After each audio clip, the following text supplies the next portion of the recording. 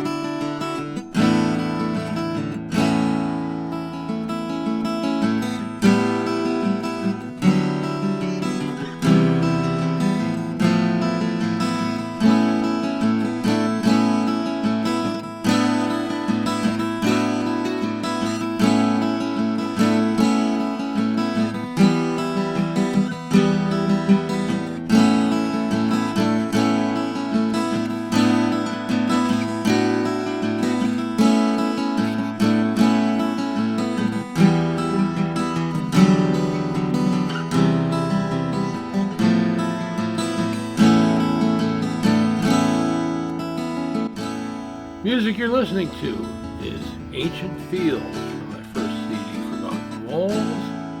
Links to the full version and the video I made of it are down in the description area. And for those of you into such things, that is all two-finger chords against the standard open tuning of a guitar. So I always thought it was one of my better compositions. So what do I know, right? Anyways, today's video talks about bevels and squares. I made a video back in January of 2023, and I was just decided it was time to add a little more information to the mix. Having dug a few out here that previously were buried, and also bringing in a couple from a couple other trades other than woodworking. So, anyways, sit back and enjoy. You never know, you might learn something.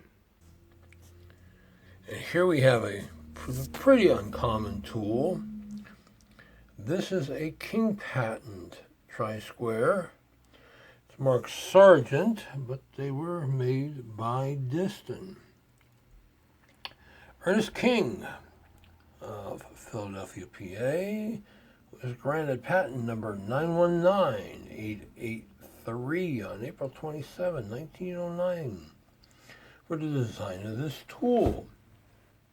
And what makes it unique from the rest of the crowd is that the steel goes all the way through the handle, almost all the way through, where it's riveted in place, making it a lot more of a heavy-duty tool.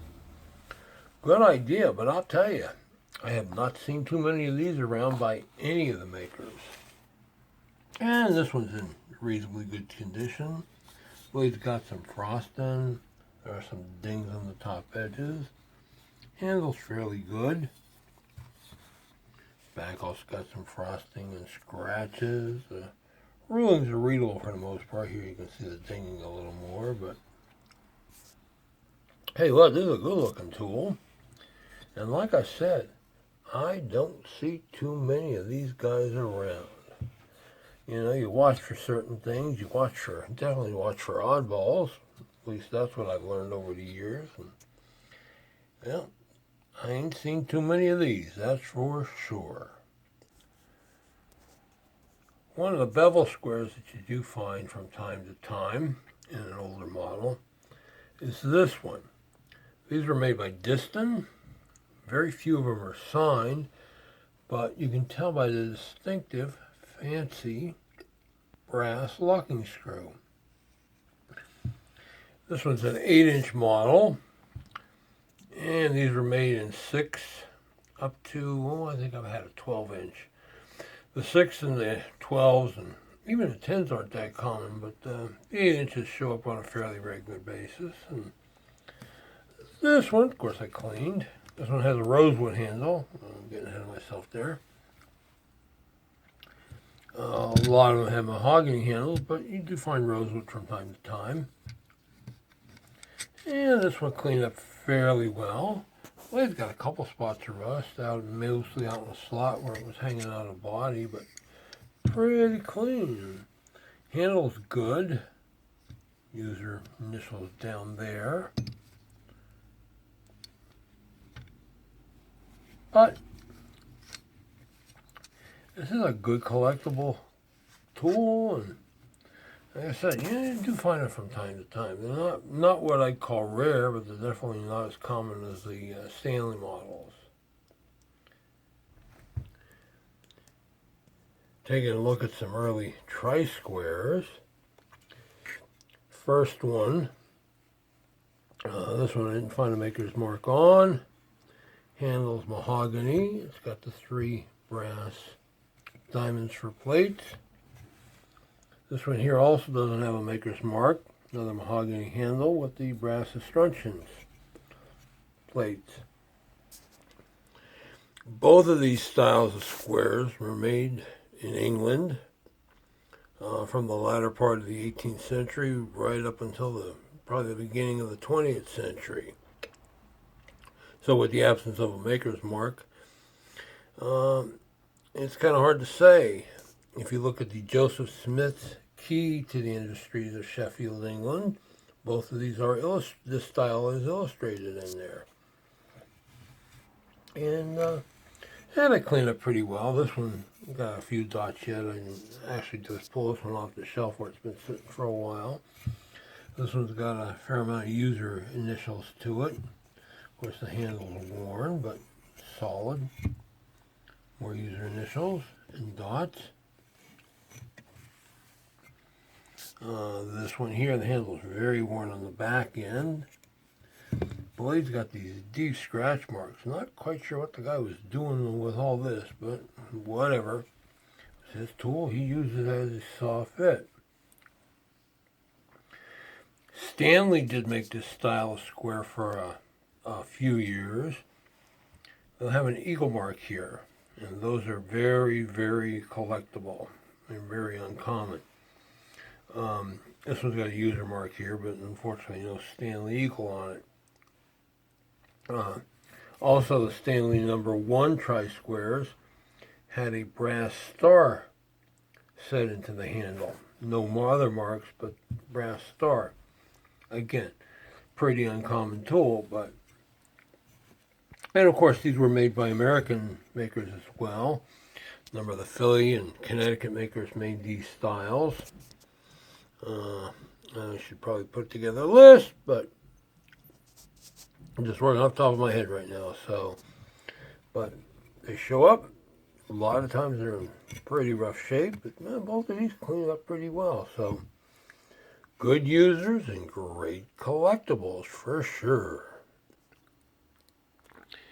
Here we have a pair of user-crafted, what I like to call barn builders bevel squares. Of course, they could be used for building houses or anything of a larger size, or even larger cabinet work.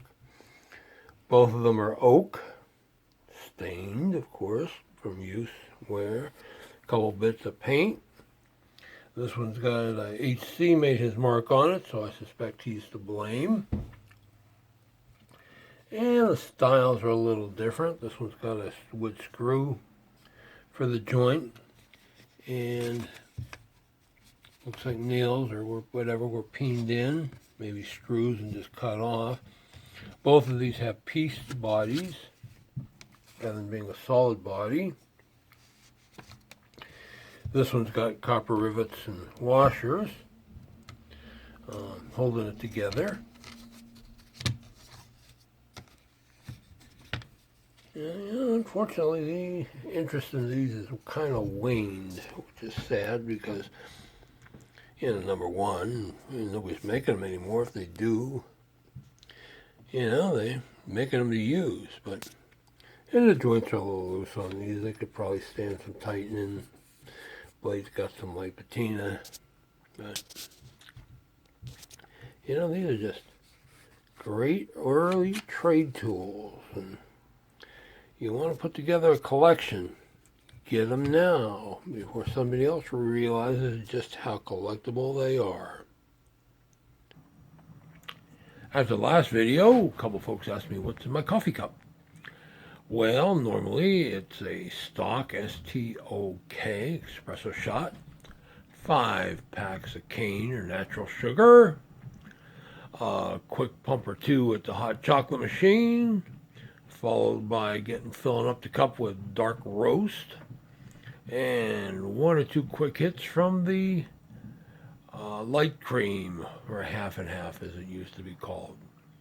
And that's it. 24-ounce mug, and it's a good mug. I mean, I already walked down to the convenience store with that thing when it's 10 degrees out and filled it up and walked back, and it's still warm in the cup, 2-3 hours later. So, and trust me, there are plenty of days here I wish I'd just dump some whiskey in on top of that as well, but normally I don't. And while we're on the subject of big items, here is a Tri Square. Blade measures good 18 inches. And what's neat about this guy is it's dated here. I believe that's either 1833 or 1853. I'm going to have to zoom in and look at it a little closer. But and honestly, this one's been sitting on my for sale shelf for quite a while. It hasn't been active for quite a while, judging by the half-inch of dust I knocked off of it. Blade's got some rust in, as you can see. I don't think I went too crazy cleaning this guy. Might merit a closer look.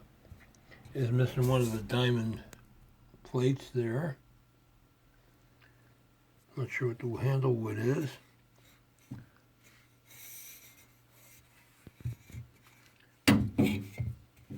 Has a little, I would say, newer looking username, but a lot of the guys from the southeastern part of PA like the brand. They're planes like this, and that's similar to the style they used on a lot of them. So who knows? Top of the joint here, back of the blade here. Of course, shipping something like this gets kind of expensive because of the size. It doesn't weigh much, but our friends at the post office have decided big is not better, contrary to what your honey there thinks. Anyways, another one of those tools. That's a good collectible, and a very hard to find one at that. Another larger square that you sometimes find from time to time is a Glazers Square. Glazier, of course, is someone who works with glass. This one's about 28.5 inches long. Almost 18 inches this way. Kind of looks like it's made out of mahogany, maybe walnut. Didn't see a maker's mark on it. It's got these little flip-up tabs to hold it in position. And the joint's just a simple screw joint. The brace here is just nailed into place. This side's got some paint or patina. I don't know. I don't remember cleaning this guy, so I think I just got it and hung it. We might have to give it the once over. Because again, and you can see the braces are let in. So somebody put some workmanship into this guy. And I mean, you find these, I've seen these up to 5-6 feet in length for doing longer windows, but of course nobody really wants to collect those unless they do glass for a living. But this one's pretty neat. Yeah. I might have said, or maybe not have said, but we got the patina show coming up down in Damascus, Maryland again. And of course, I'm always trying to figure out what I'm going to have to take to sell. So might dig out a bunch of this bigger stuff, clean it up, and see what's going to happen with it. But who knows, right? And while we're on the subject of trade squares, this is a tailor's square. You can tell by the brass insert in the corners. I don't know who made this one. It might be a Lufkin. There's a few other folks that made them, but this one's obviously not been cleaned. Unfortunately, this leg is warped, which is why I never really bothered the nuts with it. They're not supposed to be warped. Got a lot of staining, Yeah. Maybe you can see the scales a little better. Around. Details of the joint.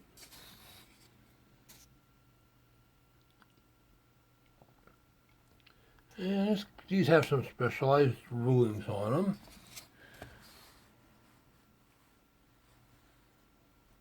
This inches there, of course, everything's in inches. This has got vertical rulings for sleeves and what have you. And cleaning up, these are right pretty tools. I've had a few over the years, and again, you don't see them too often anymore that they're not all beat to death. So, but just another good collectible trade tool. Last of our larger bevels for this presentation is this guy here. Handle's rosewood. The blade is brass. Got some scuffs there. Got these 5 marks. User marks on it. Copper rivet at the head.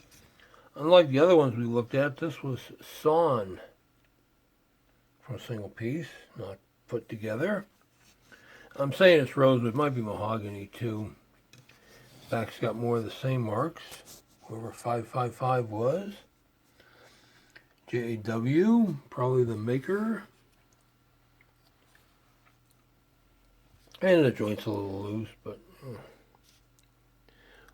you know, this the brass bladed ones is the smaller ones. Of course, the shipbuilders bevels, which are made by Stanley, Lufkin, a few other folks. There's some really pretty user crafted ones out there made of rosewood, and I've had a couple of rosewood with copper blades in them, but those are few and far between.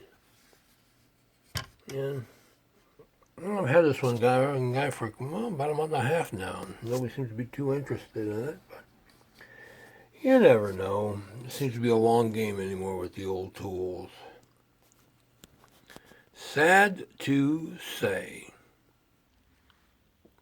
And that's all for this one, folks. No flea market segment again. Pickings have been just abysmal in the days that I go, and not worth the time to film or even sometimes document it. But here's hoping. We've got the Patina show coming up March 19th, it is. I know how everybody loves my road trip videos, but too bad. But hopefully I can do some buying. If I can buy as good as I did last year, I will be very happy. So anyways, if you like what you're seeing, please hit that subscribe button to be notified when new videos are posted. And as always, thanks for watching, and bye.